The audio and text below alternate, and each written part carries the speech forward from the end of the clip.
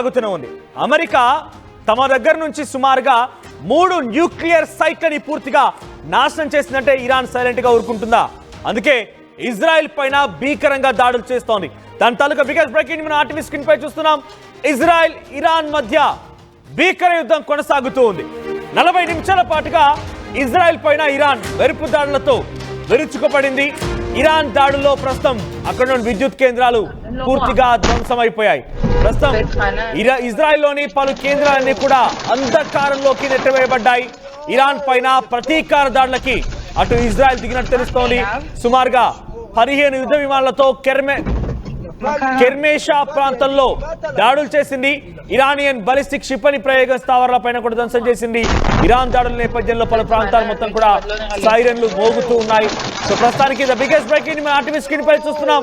ప్రస్తుతానికి ఇంకా ఇజ్రాయెల్ పైన దాడులకి తెరలేస్తూ ఉంది ఇరాన్. 40 నిమిషాల పాటుగా ఇజ్రాయెల్ పైన ఇరాన్ దాడులకి పాల్పడింది.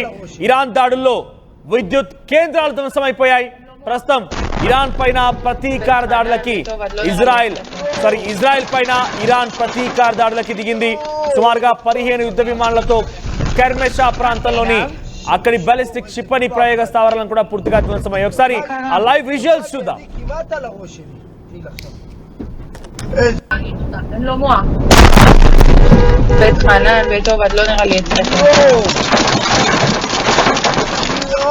איזה פחד.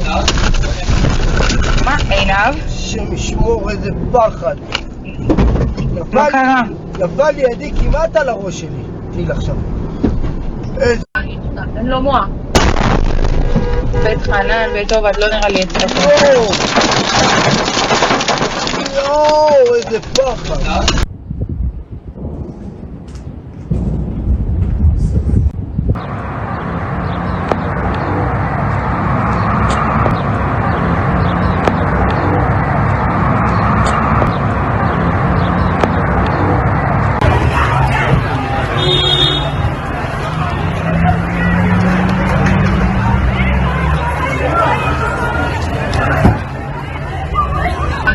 אין לו מוח. בית חנן, בית עובד, לא נראה לי אצלך. יואו, איזה פחד. ప్రతీకార దాడులు కొనసాగుతున్నాయి. ఇరాన్ ఇజ్రాయెల్ మధ్య ఇంకా దాడులు జరుగుతూనే ఉన్నాయి. ఇరాన్లోని 3 న్యూక్లియర్ స్థావరాలపైన అమెరికా వేటు వేసి అమెరికా పూర్తిగా కుప్పకూల్చిన నేపథ్యంలో ప్రస్తుతానికి ఇరాన్ ఆగ్రహంతో రగిలిపోతోంది. డైరెక్ట్ గా అమెరికా సంగతి తేలుస్తూనే సిరియాలోని అమెరికా ఎయిర్ బేస్ ని పూర్తిగా కుప్పకూలుస్తూనే ఇటువైపుగా ఇజ్రాయెల్ పైన దాడి చేస్తోంది. ఇజ్రాయెల్లో 40 నిమిషాల పాటుగా నిర్విరామమైనటువంటి దాడిని చేసి ఏకంగా అక్కడి విద్యుత్ కేంద్రాలని అంటే ప్రజలకి సప్లై అయ్యేటువంటి ఆ విద్యుత్ కేంద్రాలని పూర్తిగా ఢీకొట్టడంతో అక్కడ విద్యుత్ కేంద్రాలు పూర్తిగా కూడా నేలమట్టమయ్యాయి. దీంతో ఇజ్రాయెల్ ప్రాంతం దాదాపుగా అంధకారంలోకి నెట్టవేయబడింది. కనీసం పవర్ సప్లై కూడా లేదు. అయితే దీనిలో భాగంగానే ఇటు ఇజ్రాయెల్ కూడా ఇరాన్ పైన విరుచుకుపడింది. దీనిలో ఇరానియన్కి సంబంధించిన బాలిస్టిక్ క్షిపణులని ఎక్కడైతే ప్రయోగిస్తోందో ఇరాన్ ఆ బాలిస్టిక్ క్షిపణుల ప్రయోగ స్థావరాలని కూడా ధ్వంసం చేసింది ఇజ్రాయెల్. సో ప్రస్తుతం ఇరాన్ ఇజ్రాయెల్ ఇరుపక్షాలు కూడా దాడులు చేస్తూనే ఉన్నాయి. ఇరాన్ దాడుల నేపథ్యంలో దాదాపుగా అటు ఇజ్రాయెల్లో సైరన్లు మోగుతున్నాయి. ఎగ్జాక్ట్గా నేను ఈ వార్త చెప్పే ఈ సమయానికి సుమారుగా అక్కడ 5 గంటల సమయం కావస్తోంది. అంటే ఎగ్జాక్ట్గా విజువల్ చూడండి. ఇది మిట్ట మధ్యాహ్నం అంటే ఈ రోజునే మిట్ట మధ్యాహ్నం సమయంలో జరిగిన దాడి ఇది. ఒక్కసారిగా ఒక కారులో డాష్ బోర్డులో రికార్డ్ అయిన దృశ్యాలు ఇవి కూడా. సో ఒక మిసైల్ పడడంతో అక్కడ రోడ్డు పైన ప్రయాణిస్తున్న కారులోని డాష్ బోర్డులో రికార్డ్ అయిన దృశ్యాలు ఇవి. ఆ లైవ్ దృశ్యాలు ఎక్స్క్లూజివ్ గా ఆర్టీవీ స్క్రీన్ పైన చూస్తున్నారు. ఒక్కసారిగా మిసైల్ పడింది. అక్కడటువంటి ఆ విద్యుత్ కేంద్రం ధ్వంసమైంది. వెంటనే అక్కడటువంటి ఆ ధ్వంసమైన తర్వాత అక్కడి దుమ్ము ధూళి ఆ రాళ్ళు రప్పలు మొత్తం కూడా కారుపై పడిపోయాయి. ఆ లైవ్ దృశ్యాలను ఎక్స్క్లూజివ్ గా ఆర్టీవీ స్క్రీన్ పైన చూస్తున్నారు. ఏ మాత్రం యుద్ధం ఆగేలా లేదు. ఏ మాత్రం దీనికి ముగింపు పలికేలా కనిపించలేదు. ఇజ్రాయెల్ మట్టు పెడితే డైరెక్ట్ గా అమెరికాని ఢీకొట్టినట్టుగా ఇరాన్ భావిస్తోంది. అందుకే ఇజ్రాయెల్ పైన భీకరంగా దాడులు చేస్తోంది. 40 విద్యుత్ కేంద్రాన్ని పూర్తిగా కుప్పకూల్చేసింది. ఆ తర్వాత ప్రస్తుతానికి ఇంకా దాడులు కొనసాగుతున్నాయి. ఇజ్రాయెల్లో సైరన్లు మోగుతున్నాయి. ఇజ్రాయెల్ కూడా ఏ మాత్రం ఆ ఇరానియన్ దాడిని కూడా తట్టుకోలేకపోతోంది. టెల్ అవీవ్, జెరూసలేం, హాలోన్, రమద్గాన్, ఆ తర్వాత ఈ ప్రాంతాలు పూర్తిగా హైఫా, ఈ 5 ప్రాంతాలు చాలా కీలకమైన నగరాలు. మళ్ళీ వినండి, టెల్ అవీవ్ చాలా కీలకమైన ప్రాంతం. ఇఫ్ నీడెడ్ మీరు కూడా ఒకసారి గూగుల్లో సెర్చ్ చేయండి. ఇజ్రాయెల్లో టెల్ అవీవ్ అనేది చాలా కీలకమైన ప్రాంతం. జెరూసలేం అక్కడ ఇజ్రాయెల్ యొక్క రాజధాని. తర్వాత హోలోన్ ఇది కూడా చాలా కీలకమైన ప్రాంతం ఇజ్రాయెల్లో. రమత్ గాన్ చాలా కీలకమైన ప్రాంతం. ఎక్కువగా భారతీయులందరూ కూడా ఈ ప్రాంతంలోనే ఉంటూ ఉంటారు. బీర్షెబా, హైఫా ఇవన్నీ రీజియన్లు కూడా ఇజ్రాయెల్లో చాలా కీలకమైన స్థావరాలు. సో వీటన్ని పూర్తిగా మట్టుబెట్టేసి ఐరన్ డోమ్కి సైతం అంతు చిక్కటువంటి ఒక మిసైల్తో ఇరాన్ ఇజ్రాయెల్ పైన దాడి చేస్తోంది. అయితే ఇక్కడ ఇజ్రాయెల్ పై దాడి చేయడంలో కేవలం ఇజ్రాయెల్ పై దాడి చేస్తామని భావించలేదు ఇరాన్ ఏమనుకుంటోంది, అమెరికా పైనే దాడి చేస్తామంటోంది. అమెరికా పైనే దాడి చేస్తున్నామనే భావనలో ఉంది. ఇప్పటికే సిరియాలోని ఒక ఎయిర్ బేస్ ని అక్కడ ఐఎస్ఎస్ సంబంధించినటువంటి అక్కడ వారంతా కూడా దాన్ని కుప్పకూలు చేశారు.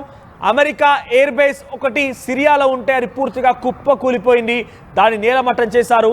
సో ఇంకా ఈ దాడులు కొనసాగే అవకాశం ఉంది. ఇది ఒకవైపుగా ఇరానే కాదు, అటు హెజ్బొల్లా, హమాస్ సంస్థలు కూడా నెతన్యాహుకి ఒకసారి చుక్కలు చూపించడానికి సిద్ధమవుతున్నారు. వారు కూడా we are also ready and fit to fight against Israel అంటున్నారు. వారంతా కూడా మేము చాలా ఫిట్గా ఉన్నాం, మేము కూడా సిద్ధంగా ఉన్నాం, ఇజ్రాయెల్కి వ్యతిరేకంగా పోరాడడానికి, నెతన్యాహుకు చుక్కలు చూపించడానికి మేము కూడా సిద్ధంగా ఉన్నామని చెప్పి హమాస్, హెజ్బొల్లా సంస్థలు చెప్తున్నాయి. సో ఈ నేపథ్యంలో వారు కూడా యుద్ధంలోకి దిగే అవకాశం ఉంది. ఈరోజు రాత్రి ఏం జరుగుతుందో అని తలుచుకుంటేనే కొంత ఆందోళన కలుగుతోంది. మొన్న రాత్రి ఆల్రెడీ అమెరికా దాడులకి మనం చూసాం. ఆ తర్వాత ఇరాన్ కూడా కొన్ని దాడులు చేస్తోంది. వ్యూహాత్మకంగా ముందుకు వెళ్ళిన ఆలోచనతో ఉంది. కొన్ని దేశాలు ఏకంగా మద్దతుగా నిలబడ్డాయి. బ్రిటన్ కూడా ఇజ్రాయెల్ వైపుగా నిలబడింది. అటు రష్యా అటువైపుగా వచ్చింది, రష్యా ఏకంగా ఇరాన్ వైపుగా వచ్చింది, చైనా ఏకంగా ఇరాన్ వైపుగా వచ్చింది. ఇక హౌతీస్ గురించి పెద్దగా చెప్పనక్కర్లేదు. యెమెన్ అనేటువంటి ఓ దేశంలో ఉన్నటువంటి హౌతీస్, అక్కడ మిలిటెంట్స్ విభాగం హౌతీస్ కాస్త పెద్ద ఎత్తున అమెరికాకు వ్యతిరేకంగా ఇజ్రాయెల్పై దాడికి అంతా సంసిద్ధం చేసి పెట్టారు. ఏకంగా అమెరికా లాంటి దేశానికి వార్నింగ్ ఇస్తున్నారు, నువ్వు ఇక్కడి నుంచి వెంటనే వార్షిప్లను తీసుకెళ్ళు, లేకపోతే నీ పని చెప్తాం, నీ వార్షిప్లని పేల్చేస్తాం, నీ సంగతి చూస్తామని వార్నింగ్ ఇస్తూ ఉన్నారు. ప్రస్తుతానికి ఇంకా ఈ భీకరంగా దాడులు కొనసాగుతున్నాయి. నేను ఈ వార్త చెప్పే సమయానికి ఎగ్జాక్ట్గా ఇజ్రాయెల్లో సమయం 5 గంటలు, ఎగ్జాక్ట్ ఇప్పుడు సమయం 7:40 కావస్తోంది. సో ప్రస్తుతానికి అక్కడ ఎగ్జాక్ట్ సమయం 5 గంటలు, సాయంత్రం 5 గంటలు ఇజ్రాయెల్లో. సో ప్రస్తుతం ఇంకా ఈ దాడులు కొనసాగుతున్నాయి, పరస్పరంగా దాడులు కొనసాగుతూనే ఉన్నాయి. నెతన్యాహు చాలా భీకరంగా అటు ఇరాన్ వైపుగా నిలబడే అవకాశం ఉంది, ఇరాన్ వైపుగా దాడులు చేసే అవకాశం ఉంది. ఇప్పటికే ఇజ్రాయెల్ డిఫెన్స్ మినిస్టర్ క్యాట్జ్ ఒక విషయం చెప్పుకొచ్చారు, ఇంటెన్సిటీ పెంచండి, దాడులని పెంచండి, దాడుల సంఖ్యని పెంచండి, మిసైల్ని పెంచండి, డ్రోన్లని పెంచండి, ఇరాన్ పైన దాడిని ఎట్టి పరిస్థితుల్లో ఉపేక్షించకండి. ఇంకా ఏ స్థాయిలో దాడి చేస్తారంటే మన దగ్గర టెల్ అవీవ్ ప్రాంతం ఎంతలా నష్టపోయిందో అక్కడ తబ్రీజ్, ఇషాఫహాన్, నతన్జా, తెహరాన్ ఈ ప్రాంతాలు పూర్తిగా కుప్పకూలిపోవాలి, ఏ మాత్రం కూడా అక్కడ వదిలిపెట్టకుండా దాడులు చేయండి అని చెప్పేటువంటి మాటని నెతన్యాహుతో పాటుగా అక్కడ ఇజ్రాయెల్ డిఫెన్స్ మినిస్టర్ చెప్తూ ఉన్నారు. ఈరోజు ఇరాన్ ఫారెన్ మినిస్టర్ అగ్రాచి కూడా అటు పుతిన్తో భేటీ అయ్యారు. పుతిన్తో భేటీ అయిన నేపథ్యంలో చాలా కీలకమైనటువంటి ఒక లెటర్ని సుప్రీం లీడర్ అలీ ఖామెనీ రాసిన లెటర్ని రష్యా అధ్యక్షుడు పుతిన్కి అందించారు. దాంట్లో ఏముందనేది కూడా కాస్త ఆసక్తి రేపుతోంది. ఈరోజు రాత్రికి ఏకంగా రష్యా కూడా రంగంలో దిగొచ్చనేటువంటి ఒక అనుమానం కలుగుతోంది. రష్యా కూడా రంగంలో దిగిపోయి ఇరాన్కి సపోర్ట్గా ఇజ్రాయెల్కి కొంత ఇబ్బందికర పరిస్థితినే తల తీసుకొచ్చే అవకాశం కనబడుతుంది. ఒకసారి మళ్ళీ ఈ రోజు దాడి తాలూకా లైవ్ విజువల్స్ ని మళ్ళీ చూద్దాం. בית חנן, בית עובד, לא נראה לי את זה. יואו, איזה פחד. מה, עינב? השם ישמור, איזה פחד.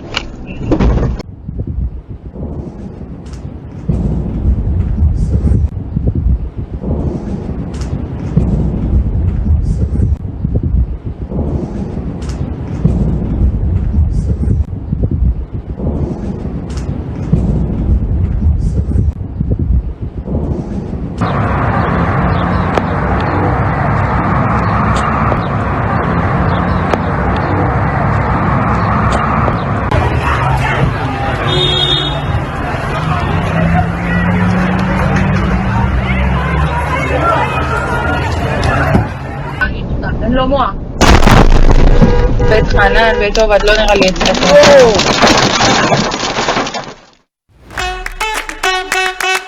Bringing the industry expertise to the classroom. KL deemed to be university. తెలుగులో ఫాస్టెస్ట్ న్యూస్ యాప్ ఇప్పుడు కొత్త అవతారంలో 5 సెకండ్లోనే పూర్తి వార్తా సమాచారం మీ చేతుల్లోకి. సోషల్ మీడియా ట్రెండ్స్ మీ కళ్ళ ముందుకే live TV and voice search options తో ఇప్పుడే డౌన్లోడ్ చేయండి. యాప్ లింక్ డిస్క్రిప్షన్ లో ఉంది.